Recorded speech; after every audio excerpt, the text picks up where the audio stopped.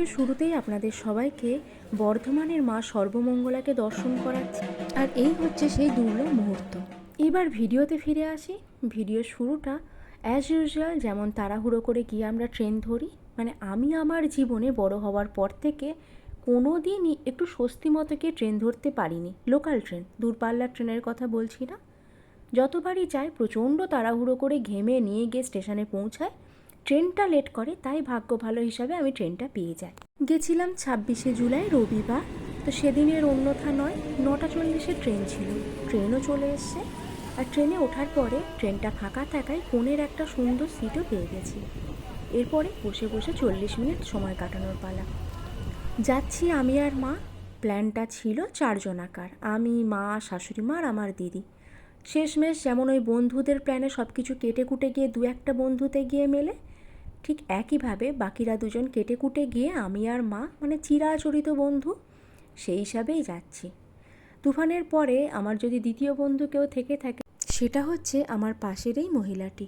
আমি কোথাও যাব বললে মা এক পায়ে রাজি, জিজ্ঞাসাও করে না যে কোথায় যাচ্ছিস বা কেন, কখন ফিরবো, এসব কোনো প্রশ্ন নেই, সোজা আমার সঙ্গে চলে যায়। মন্দিরে চলে এসেছি। সবার প্রথম এসেই আমরা মন্দিরের জন্য পুজো দেওয়ার জন্য পুজোর ডালাটি এখান থেকে সংগ্রহ করে নেব। 50, 100, 20 যে যেমন হিসাবে ডালা নেবেন, পাশাপাশি যে দোকানগুলি আছে সেখানে সেই হিসাবে ডালা পেয়ে যাবেন। পুজো দেওয়ার জন্য ডালা তো নিয়ে নিচ্ছি, কিন্তু থাম্বনেল দেখে আপনারা বুঝতে পেরেছেন আজকে সর্বমঙ্গলা মন্দিরের ভোগ কিভাবে পাবো সেই নিয়ে একটা কথা আপনাদেরকে জানাবো। তো সবার প্রথম পৌঁছে পুজোটা কেনার আগেও যেটা করতে হবে, ভোগের কুপন সংগ্রহ করতে হবে।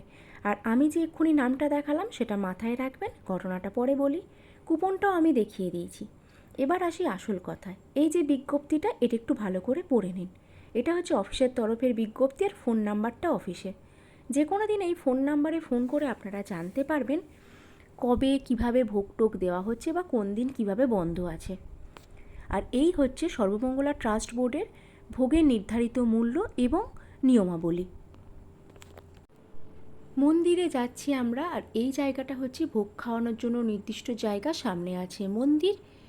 আজকে আমরা গিয়ে খুব সুন্দরভাবে পুজো দিতে পেরেছি। এবার চলুন একদম মা সর্বমঙ্গলাকে দর্শন করুন এত সামনে থেকে। এর আগেও আমি 2-3 বার গেছি, এত সুন্দরভাবে দর্শন পাইনি, ভিড় থাকে প্রচণ্ড। আর আজকে এমন একটা দিনে আমরা গেছি, খুব সুন্দর ফাঁকা ফাঁকা থাকায় মায়ের খুব ভালো দর্শন আমরা পেয়েছি।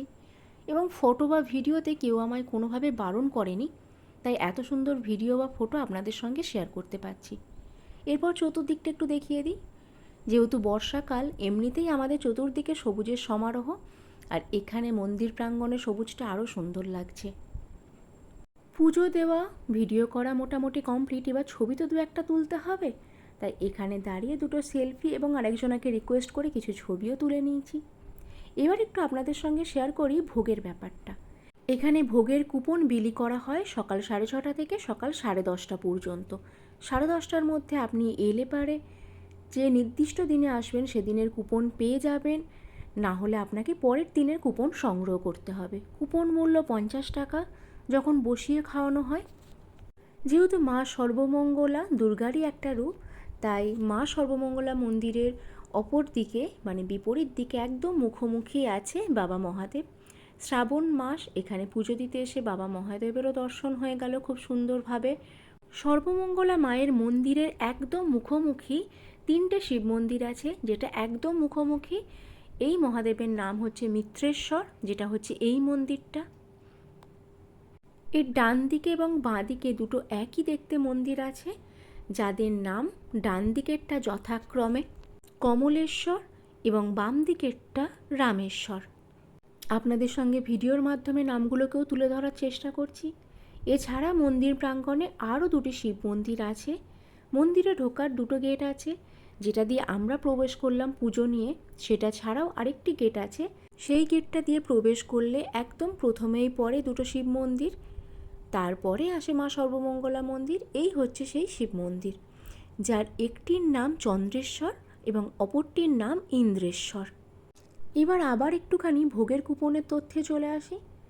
বসিয়ে খাওয়ালে পারে যে ভোগের কুপনের মূল্য 50 টাকা, যদি মালসা ভোগ আপনারা বাড়িতে নিয়ে যান তখন তার মূল্য হয় 60 টাকা। সেই হিসেবেই কুপন কাটতে হয়। কিন্তু আমরা যে 26/7 মানে 26শে জুলাই রবিবার গেছিলাম, সেদিনকে বসিয়ে খাওয়ানোর কোনো রকম সিস্টেম ছিল না। তাই সেদিনকে আমরা মালসাভোগই গ্রহণ করেছি। তাই একটি মাত্র কুপন নিয়েছি, কারণ মালসাভোগে অনেকটা পরিমাণে ভাত থাকে। এর আগেও আমরা খেয়েছি ঠাকুরের ভোগ, তাই আমরা জানি। আর ঠাকুরের ভোগ যেহেতু, তাই আমরা কোনোভাবে নষ্ট করতে পারবো না। তাই আমি আর মা মিলে একটি মালসাভোগ নিয়ে সেটাকে ভাগাভাগি করে গ্রহণ করব। এবার আপনারা যারা দূর দূরান্ত থেকে আসছেন, 10:30টার মধ্যে ঢুকতে পারলেন না, কুপন কাটতে পারলেন না, যেটা এবারে আমাদের সাথে হয়েছে, তা বলে কি আপনারা ঠাকুরের ভোগ গ্রহণ করতে পারবেন না? এবার সেই দুর্লভ মুহূর্তে সাক্ষী হই মাকে ভোগ নিবেদন। তার জন্য সবার প্রথম মায়ের যে মূল দরজা, সেই দরজাটা বন্ধ করে দেওয়া হয়। এইভাবে মাকে ছাতা আড়াল করে নিয়ে যাওয়া হয় ভোগ কক্ষে, এবং তারপর মাকে ভোগ কক্ষে ভোগ নিবেদন করিয়ে ভোগঘর থেকে আবার নিয়ে আসা হয় মূল মন্দিরে। এই ঘটনাটার সাক্ষী আমি প্রথমবার হতে পারছি, আমার তো বেশ ভালো লাগছে। তারপরেই আমরা চলে গেলাম মালসা ভোগ নেওয়ার জন্য লাইনে। লাইন আজকে খুব বেশি ছিল না। আর আপনাদেরকে আরেকবার দেখিয়ে দিই কুপনটা, এই যে 60 টাকা দাম। লাইনে দাঁড়িয়ে মালসাভোগ আমরা সংগ্রহ করে নিয়েছি। এবার আপনাদের সাথে দেখাই, এই যে ভোগ দর্শনে দুর্ভোগ কাটে, সেই মায়ের ভোগ। এখানে আছে আলু পনিরের একটা সবজি, কুমড়ো ছোলা দিয়ে একটা সবজি ছিল, পায়েস আছে, ভাত, পোলাও, আর এখানে আছে কলাইয়ের ডাল। এই ছিল মায়ের ভোগ, যেটা আমরা গ্রহণ করলাম। আর এরপরে আমরা এখান থেকে বেরিয়ে যাব, তার কারণ এখানে আস্তে আস্তে ভিড় বাড়ছে। একটি মিটিং ছিল, যে কারণে আজকে মালসা ভোগের প্রসেস ছিল, বসিয়ে খাওয়ানোর অপশান ছিল না, তার জন্য অনেক লোকের সমাগম হয়েছে। তাই আমরা চেষ্টা করছিলাম বেরিয়ে যেতে। আর আজকে মা সর্বমঙ্গলা মন্দির থেকে বেরিয়ে প্ল্যান আলাদা আছে। মাকে নিয়ে প্রথমবার যাব সিনেমা দেখা। সিনেমা হলে প্রথম সিনেমা দেখা আমার বাবা মার হাত ধরে মেমারি আনন্দম সিনেমা হলে। আজ মাকে ওই জন্য আইনক্সে নিয়ে এলাম। কৃষ্টিতে মাকে সিনেমা দেখিয়েছি, বাট আইনক্সে কোনো দিনও নিয়ে আসেনি। তাই এসেই আজকে টিকিট কেটে নিলাম। আজও অর্ধাঙ্গিনী, এই সিনেমাটা দেখার খুব শখ ছিল।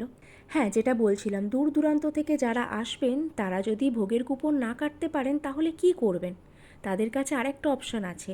ওই যে প্রথমেই একটা কার্ড আমি দেখিয়েছিলাম, ফোন নাম্বার দেয়া থাকে, সেখানে সকালের দিকে ফোন করে বললেই এবং পেমেন্ট করে দিলেই ওনারা কুপন কেটে রেখে দেয়। প্রত্যেকটা দোকানে এরকম অপশানটা আছে। তো ওনাদেরকে বললে ওনারা আগে ভাগে কুপন কেটে রেখে দেয়। আমাদের মুভি 4 নাম্বার স্ক্রিনে চলবে, এখনও বন্ধ আছে। এবার যখন খুলেছে, মাকে প্রথম এন্ট্রি নিতে বললাম। যেহেতু কোনো স্পয়লার চলবে না, মুভির কোনো ছবি বা কোনো ভিডিও আমি পাবলিক করতে পারবো না, তাই খুব সুন্দর মন দিয়ে মুভি দেখলাম। আর মুভি দেখে বেরিয়ে মা বেশ খুশি হয়ে গেছে। যদিও মা অর্ধাঙ্গিনীটা আগে দেখেনি, দ্বিতীয় পার্টটা একেবারে দেখলো। আর এই হচ্ছে বর্ধমান আর্কেড, যেটা থেকে আমরা এখন বেরিয়ে পড়লাম। বাড়ি ফিরতে হবে, আর তার আগে একটু তো পেট পুজো করতে হবে। কারণ 10 টাকার পপকর্ন খাওয়া মা আইনক্সে পপকর্নের দাম শুনে একদম চক্ষু চড়ক গাছ হয়ে গেছে। বলেছে আমি এখানে কিচ্ছু খাবো না, বাইরে গিয়ে কিছু একটা খাবো। তো বাইরে এসে এক চিকেন রোল নিলাম, 70 টাকা করে নিয়েছে। এটাতে মায়ের বেশ পুষিয়েছে, কারণ 140 টাকায় যে পরিমাণ খাবার পাওয়া যাচ্ছে, 200 টাকা চিকেন পপসেও অতটুকু ছিল না।